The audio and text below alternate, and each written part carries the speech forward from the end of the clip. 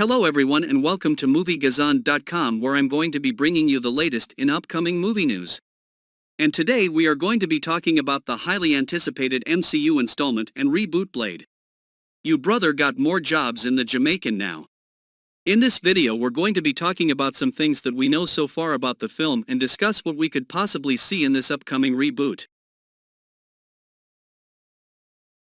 The Blade reboot is directed by Jan Demange, known for his work on Lovecraft Country, and the cast includes Mahershala Ali as the vampire slayer himself, Eric Brooks, Mia Goth, Delroy Lindo, and Aaron Pierre. As of right now, the Blade reboot is scheduled for release on February 14, 2025 after many delays. Now for those who don't keep up with the MCU, Blade has already made his MCU debut in the Eternals post-credit scene where Mahershala Ali as Eric Brooks, Warren Stein Whitman, played by Kit Harington, about using the ebony blade. Now this scene obviously provides some clues about potential connections and storylines that we'll be seeing in the Blade reboot.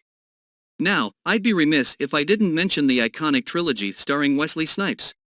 Wesley Snipes, who famously portrayed Blade in the original trilogy, has expressed his support for the reboot and the Mahershala Ali's casting in a statement. Snipes said, and I quote, "Although the news comes as a surprise, it's all good. Such is the business of entertainment. Much peace to the MCU crew, always a fan." Now, as for potential cameos in the reboot, Snipes has mentioned in an interview that he has not been contacted by Marvel Studios at the time of the coordinator's video for any special appearances in the Blade reboot. However, this does not rule out the possibility of a cameo, as Marvel Studios is very well known for their surprises and misdirection. The original Blade trilogy starring Wesley Snipes had a very significant impact on fans and the superhero genre as a whole. These movies were known for their darker tone, violent action sequences, and of course, the amazing performance from Wesley Snipes. These movies served as a pioneer to the modern superhero genre and showed that comic book movies could be successful with adult audiences, and the Blade reboot aims to capture some of that same spirit while also fitting into the MCU story as well. There's been some debate amongst fans as to whether or not this will actually hold up to the original films in terms of its tone as well as the comic books, as those can get pretty dark as well. But we'll just have to have some faith in the words and wait to see what happens. Now let us talk about some of the delays and more on the tone for the film now.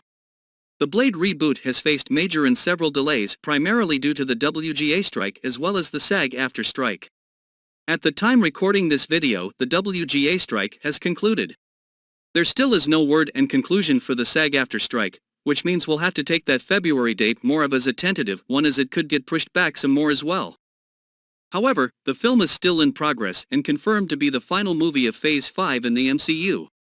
Now as we talked about the tone, the expected tone for the Blade reboot is much darker and greater than the other MCU films according to Jan Demange. And if you've seen Lovecraft Country, you know that show was extremely dark and they pushed a lot of boundaries. So I have faith in the director's image and their perspective for darker writing and television. Now we're going to be talking about some rumored leaks and predictions for Blade in the MCU. Keep in mind that some of these rumored leaks are just rumors, so please take them with a grain of salt.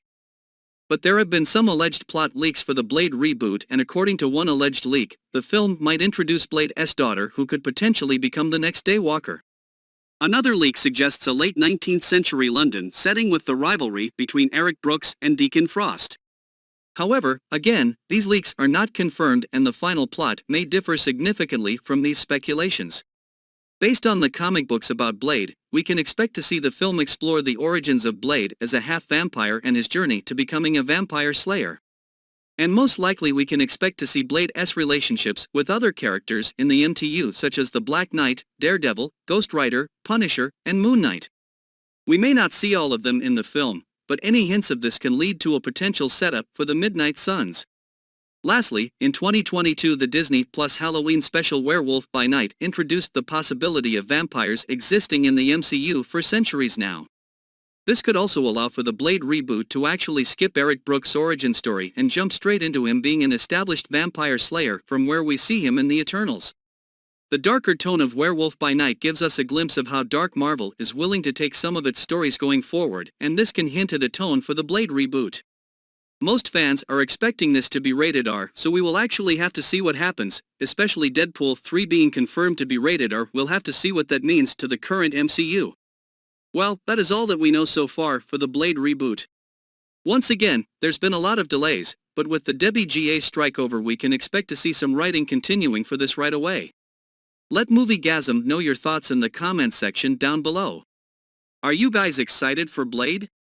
Do you think Mahershala Ali is a great casting choice, or do you think this is just going to be another flop? My name is Matthew V. Haynes, and you can check out my personal channel linked in the description box below, and I'll see you next time.